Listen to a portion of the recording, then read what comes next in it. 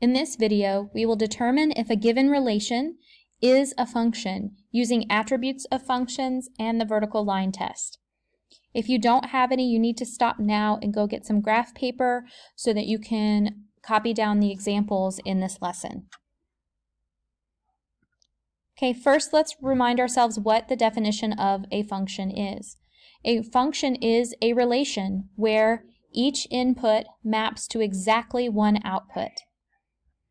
So how do we determine if a relation is a function? We have to ask ourselves, does each input only give one output? So for these examples of a function, we have the input 2 that maps to 3, the input -3 that maps to 2. Each input only maps to one output. Same here, if we thought of this as our function machine, we drop in a 4, we get out a 6. We drop in a 2 and we get out a 6 as well. We drop in a 3 and we get out a -5. Notice the difference between our examples and our non-examples. Here, if we were to drop in a 4 to our function machine, we would pull out a 6. If we dropped in a 2, we would get a -5 or a -4. So in this example, the input of 2 maps to 2 values. And so this is why this relation is not a function. It's still a relationship, but it's not a function. Here again we have 0, 5, 2, 7, 2, -7, and 3, -5. Notice here that 2 maps to 2 different values. 2 has a relationship with 2 outputs. So therefore it's not a function because each input doesn't map to exactly one output. What about here on the graph? How do we look at a graph? Our inputs, remember, are on our x-axis.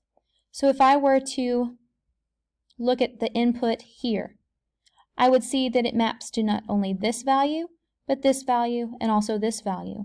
So this can't represent a function because there are multiple outputs for one input. So let's take a look at some examples and identify whether or not these are functions. So according to a table, look at each input. -1. Do we see -1 mapping to any other value? No. What about 0? No.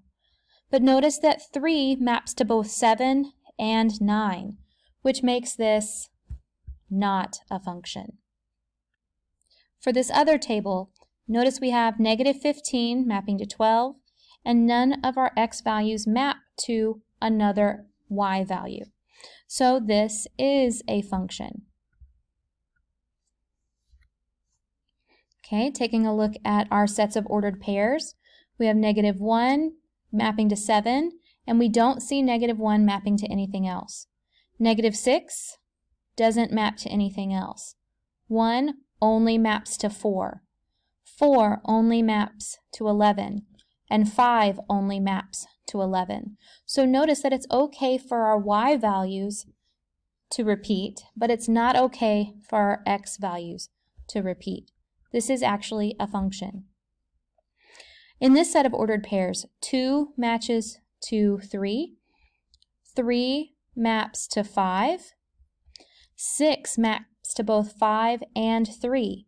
So because 6 gives us more than one output, it's not a function. Okay, here in our graph, we notice that 2 maps to both +2 and -2, which makes this not a function.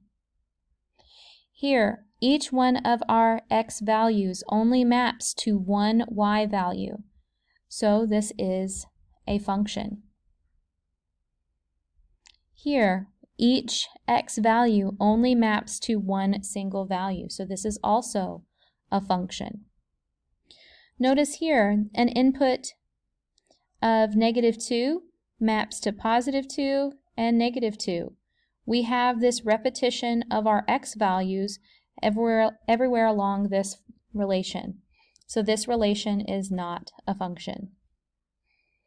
In the mapping here, we can see that 2 maps to 5 and to 7, which makes this not a function. We also can test graphs using what's called the vertical line test. So when given a graph, we can use a vertical line to determine if we have an x value that maps to more than one value.